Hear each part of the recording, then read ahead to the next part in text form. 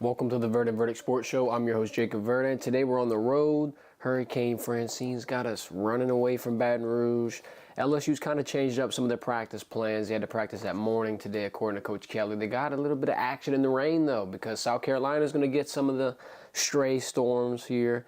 So they're trying to make sure that they're getting their guys prepared in the best way possible. I hope everybody's safe during the storm. Appreciate you joining the show.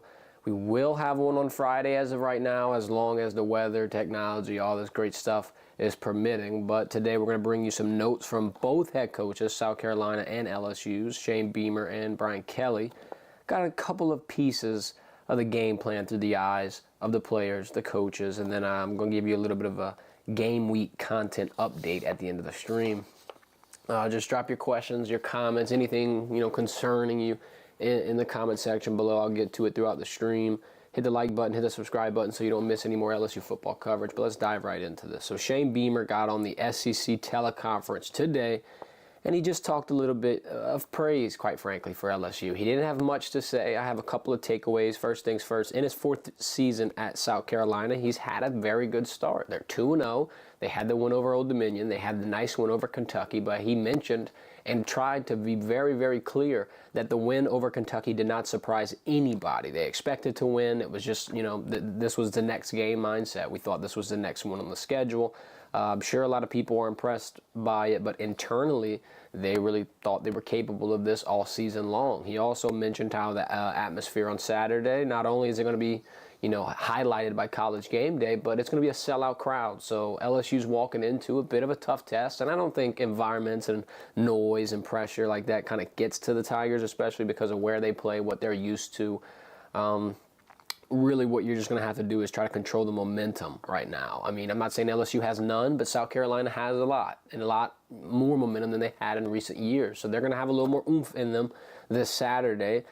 Like we mentioned, they're preparing for the weather and the rainy conditions. Not too much, had to go into this. Maybe just a little bit of going outside, fielding punts, catching footballs in the rain. You saw the clip of DJ Ugalele with Florida State kind of snapping a ball, and you saw a wide receiver running behind him getting chased by a water gun. Everybody's, ridiculing it. Why are you playing water guns? Y'all are looking horrible. Why are you squirting people with super soakers? Hey, bro, it's rain simulation. Some people might call it crazy. I'm going to call it over-prepared, and both teams here this weekend have been taking this into account. Shane Beamer for South Carolina, though, he's mentioned how he's impressed with LSU's defense, how he's impressed with what Blake Baker has been able to do, calls the defense speedy, sized, athletic. He credited two main pieces, the secondary and the defensive front, which is interesting because, quite frankly, if you asked anybody about college football and you were like, hey, tell me something you like about LSU's defense, most people are going to start off with a linebacker room. Most people are going to start off with, whether it be Harold Perkins, Whit Weeks, the veteran, and Greg Penn. No one's really going to want to give credit, especially to the secondary. And that was one of the first things that Shane Beamer gave credit to. Talked about how, they got the length and they're kind of growing into their roles. But really with the defensive front, he just mentioned how big they are, how physical they could be, how the size is there for the Tigers, quite frankly. And I hope that they can utilize that in their game plan because South Carolina is going to be a heavy, run-focused team. And we'll kind of talk about that later on the stream. Shane Beamer also credited LSU's offensive line, their unique wide receiver room. He highlighted the depth, the length, the speed, the interesting combination that you have. You don't have just like one style of wide receiver. You've got a lot of different pieces. You've got your vertical threats. You've got your quick, shifty threats. You've got your shorter, speedy guys. You've got guys who are a lot longer and a lot harder to guard. LSU's got a lot of dispersion of talent all over the place. And then, quite frankly, the running back room still has talent. I mean, a lot of people saw John Emery Jr. go down, thought it was the writing on the wall, thought that the running game was going to be, in a rough spot all season long. But then Juwan Johnson comes in after 48 hours of being told he's a running back, and now he's in the end zone. Now he's got a touchdown, and now he looks like one of the more, explosive playmakers on that side of the ball.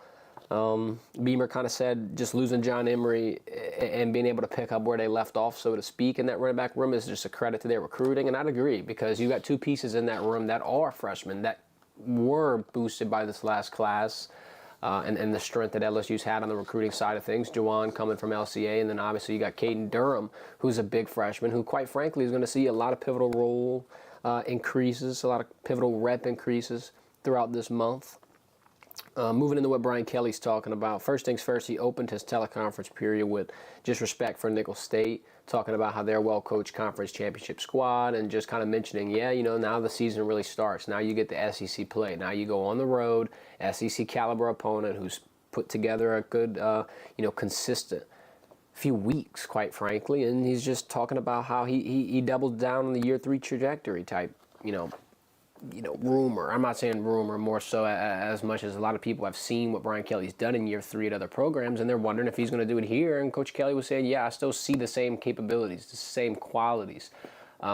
He kind of talked a little bit of just about how they're, accountable, they're preparing to perform, and just how sometimes things don't go your way, the little things in a game, whether it be a kick, a flag, a drop pass, things of that nature, how, they're still trying to keep their head up and continuously get to that point that he knows they can be. He says LSU has the potential to have long-term success. They're on the cusp of it. He still has hope. And like we said with that year 3 quote, he doubled down on it. He thinks that they're still going to be able to be one of the successful teams in college football this season. Despite the start of the year, he really is highlighting, their potential. And Nick Saban said the same thing on College Game Day this past week. He was saying, you're not as bad as you think you are. Yeah, LSU's in a spot where they lost their season opener, and it just feels like it's over already.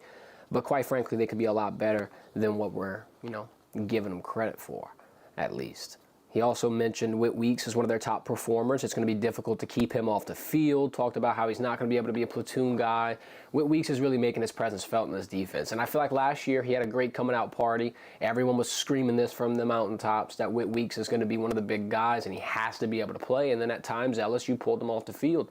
Now, this year, LSU's linebacker room is going to be focused around those 3 guys, Harold Perkins, Greg Penn, Whit Weeks. And Whit Weeks has really been, creating some conversation on the internet, for what it's worth, about potentially moving into the inside spot and maybe having Harold Perkins move around, maybe having other pieces in the linebacker room move around. Now, I'm not going to go as far as to say that. I think Whit Weeks is in a good spot right now where he is, and if you switch anything, you potentially stunt the growth of the defense, and we really don't get to see where they are. My main thing is, Harold Perkins might have some trouble inside for a little bit at the beginning of the year, but I think with the skills he has, just everything that he can be able to put together, by the end of the season, Harold Perkins will be one of the better players in college football, and I think you get that out of him by keeping him inside. I think you get that out of him by putting him in position to be a hybrid type back. I mean, I'm not going to make the decisions for the defense. I'd obviously leave it up to Blake Baker, who's not only coaching the linebacker room, but the defense as a whole. I'd imagine if he thinks Harold Perkins is best fit inside, then Harold Perkins' best fit is more than likely inside. There will be some important decisions to come for that linebacker room, though. Like, if you're going to put Whit Weeks out there a lot, could you potentially see them flip? Could you potentially see them substitute in and out and just see what happens? Just see if Whit Weeks is able to handle the added stress of being, whether it be inside or outside. Lastly, Coach Kelly left us off with a little bit of a heartbreaker, and he's saying Chris Hilton Jr. is still questionable. He's saying no updates, no changes. He'll give us more information tomorrow in his press conference. We'll live tweet it, and then we'll break it down on Friday on our next stream. But, the Chris Hilton Jr. injury, now listen, it might be minor, and they might be wanting to just prevent it from turning into something that is way more detrimental, way more dangerous, and way more damning for his, outlook of the season. But with Chris Hilton Jr. on the field, you're a way better offense. Not only because you have, extra added pair of hands who can catch a ball and get open better than, quite frankly, most people in the SEC. But what you also get is now you get a dispersion of coverage, because you can't just focus on a Kyron Lacy or a CJ Daniels or what have you. Now you got to spread the love, because Chris Hilton is going to, quite frankly, be a big priority for defenses. He's faster than everybody that we have on the field. He's a bigger vertical threat because of that, and we've seen it. We've seen him be able to get open, be able to create explosive long plays in space, and then we've also seen in fall camp, you've seen as well through our highlight videos, that he's being utilized in open space. In the short, quick game that we've watched LSU kind of progressively install in their new offense, I think that putting Chris Hilton Jr. in those spots, getting more, chunk plays, getting more racks, getting more explosive open field shots, that's going to open up their run game. And I'm not saying that LSU without Chris Hilton Jr. is the reason why the run game is not successful. Not at all. I mean, there's obviously some things that have to change. The offensive line has to continue to play better. The running backs are going to have to either, get into their role, get in shape, or get used to the outlook of the room. Yeah, big injury came down, and it might, shake some things up. But really, it's just a next man up type mindset for them that they should have, especially with a cornerback switching positions, and as a freshman already getting in the end zone in the running back room. The hope's not lost for them.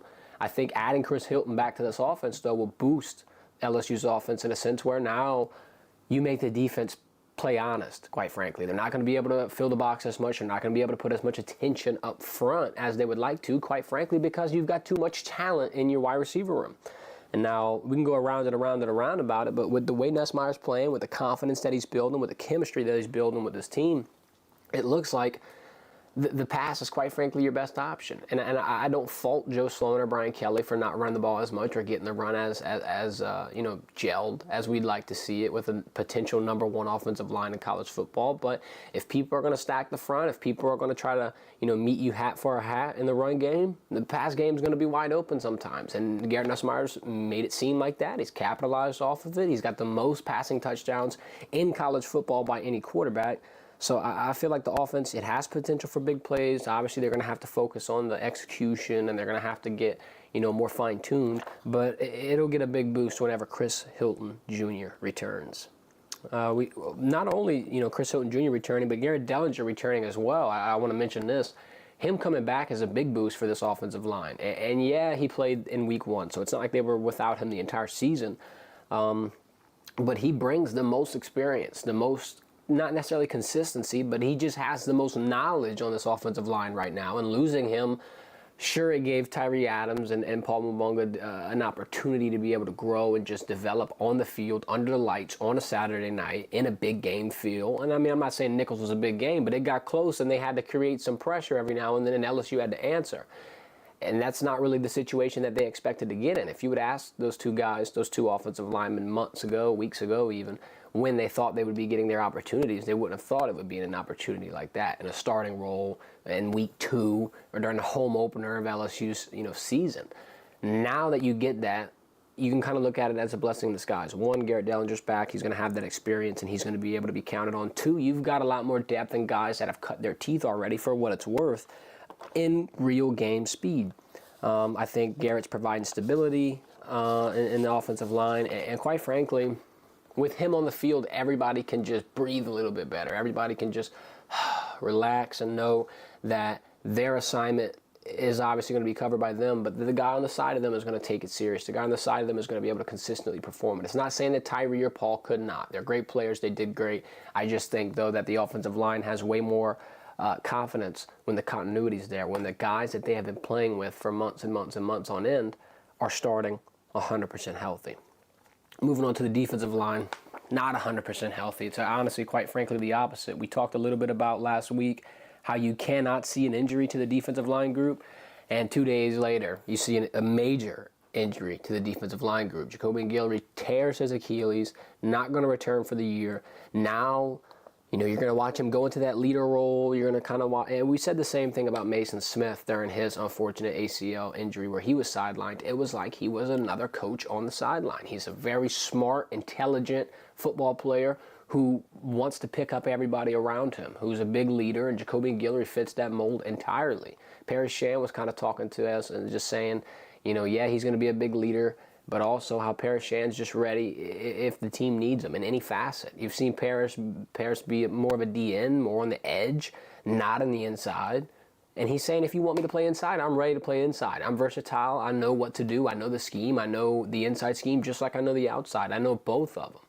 And this is a testament to why LSU is just, I'm not going to say that much ahead of their competition, but there's a couple of things that I've seen Brian Kelly start to do with this team throughout these last 3 years that have really impressed me. One of those being what put Paris Shan in that situation.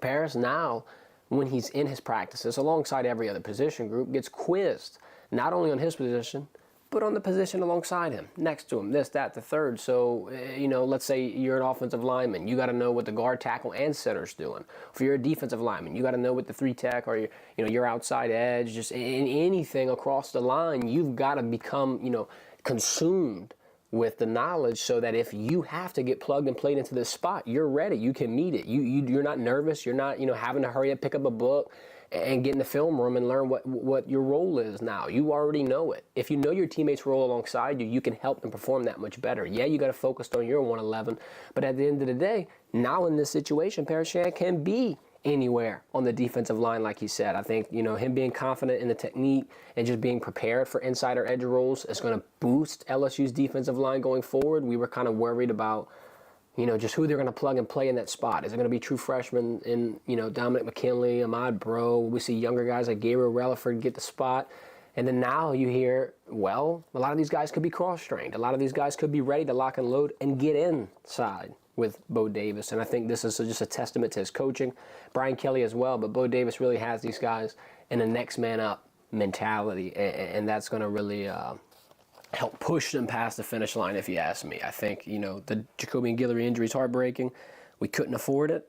It happened. You just got to move on. You just got to, obviously wish the best for him. He's undergoing surgery. He's going to start his road to recovery. And now LSU is going to have to replace a very, very talented player. In the secondary, there are going to be some changes. There are going to be a few changes. Some people might be thrilled. Some people might be confused. Some people might be worried.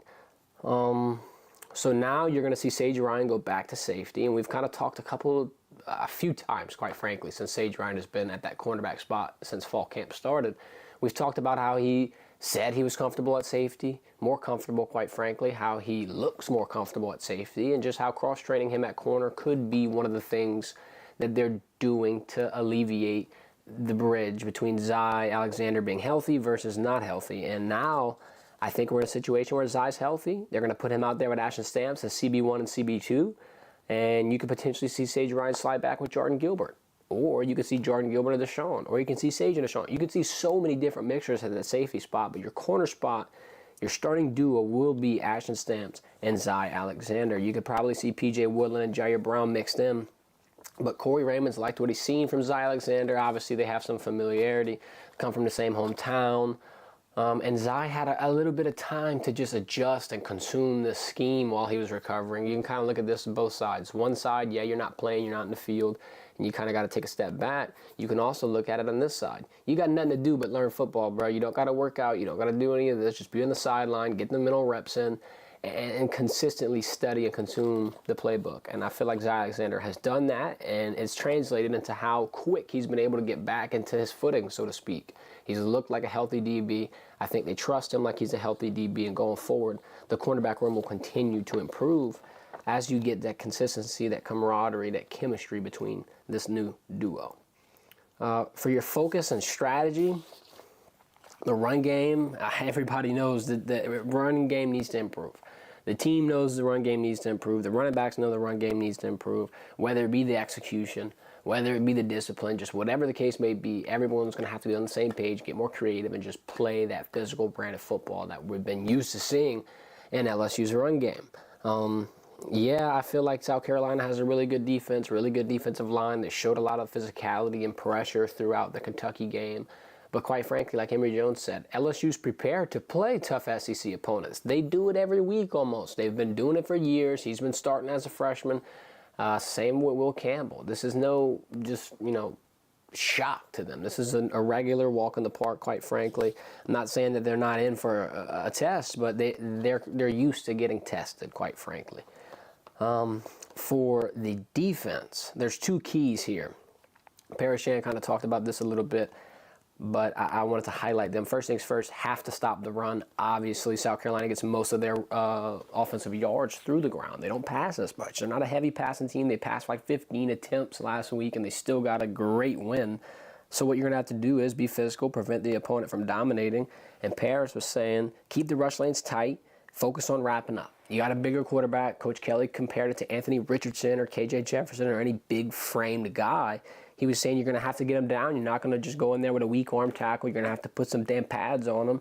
Plus, with the rush lanes, You can't just be wide all over the place. You're going to have to keep them tight, keep your B-gap assignment, whatever assignment you got in your rush lane, keep it really clean, because if you widen it out, if you get sloppy, now the quarterback's rushing, escaping, getting out of the pocket through your lane, and that's going to be where LSU wins or loses, is the trenches, both sides of the ball. Start your run or stop theirs, quite frankly. And yeah, the weather impact, I don't think the hurricane's going to impact LSU as much as people would think. They got their practice in early this morning. They're going to kind of flip their schedule where now in the afternoon when the storm starts, they're going to be at home, recovering, getting in the film, getting in the playbook. Thursday, they'll probably keep this similar schedule, and then they're going to be on the road here soon. So they're going to be out of it. They're going to be out of sight, out of mind. They're not going to be worrying about it as much. And that could potentially be, a benefit to the Tigers. Real quick, before we move into our final segment where I give you a brief preview of the game plan, I wanted to thank the guys at Happy Dad for joining the squad. You know about Happy Dad. We've been promoting it. We've been telling you all about it. It's the best tasting hard seltzer on the market. Low in sugar, gluten-free, no artificial flavors. You know where to get it. Rouse's, Walmart, Albertsons, or you can go to happydad.com. Click the link in the bio. Use code Verdin15 to get 15% off your order. Whatever you want, shirts, hats, beer.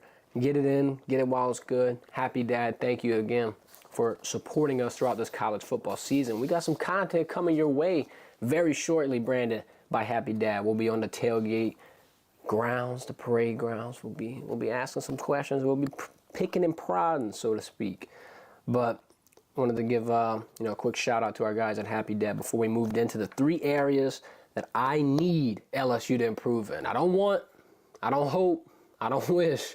I need LSU to get better in these 3 areas. If we want to turn into a playoff team, if we want to, fill the potential that Coach Kelly and everybody keeps talking about, then by all means, these 3 things have to happen. First things first, stop their run, start ours. I just talked about it. You can't have them in a situation where their offense is firing and ours is not. You can't have them in a situation where they're chewing the clock, they're controlling the pace, they are the methodical beast, and we're just at their whim. We're just, trying to force some things, having to pass the whole game, not being able to, just get into our groove.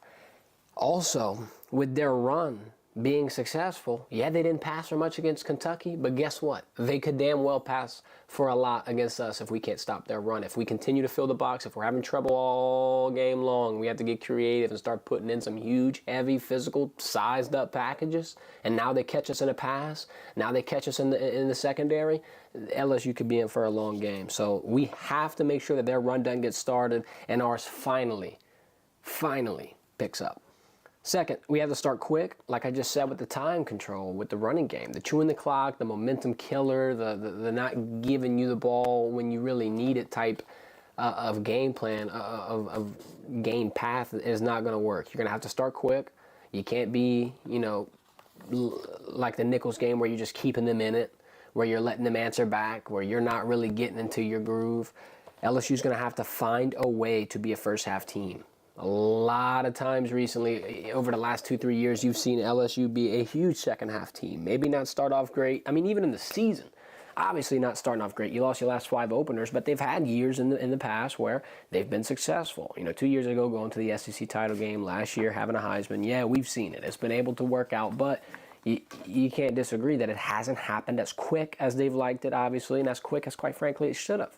So this game, I would really challenge them to turn over a new leaf, start fast, do not let the opponent control the game. If they control the game, especially on the road, especially at 11 a.m. for us, 12 p.m. for them, kickoff, you can't just wake up in the morning and allow your opponent to hold your hand and walk you up and down the field. We're going to need to be able to be physical. Third thing, be more balanced. The offensive creativity has to start to show. You've got depth all over the place, like Shane Beamer said, at wide receiver. You've got the length. You've got the speed. You've got everything. You've got all the tight ends. You've got a damn 3 tight end package you could roll out. Plus, you've got a lot of running backs. Sure, you lost John Emery, who was very explosive. You still got Josh Williams, who's a 6-year experienced player.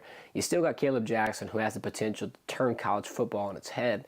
Now you got Juwan Johnson, who's the only running back to score, who obviously has, respect of his coaches, his peers, and just utmost self-confidence. Then you got Caden Durham, who could be a real tit-for-tat back that kind of just drags out and exhausts the team that he's playing. They're going to have to get creative, get balanced, find a way to mix in that run with that pass. The pass looks great. Garrett Nussmeier looks great. No complaints from the quarterback position. A lot of people are wondering, is Garrett Nussmeier the guy? Is he going to be able to play? Guess what? He's shutting up all the doubters right now. Like I said, leading the nation in passing touchdowns. Last week, threw for 6 on nickels. I'm not saying back away from the pass. Mix in some other things as well. And hell, it might make the pass easier. But that's about all I got for you today. Mini game plan. I'm going to dive into it more on Friday. We got some picks coming for you as well. Hey, I just want to say the top 3 game of the week segment.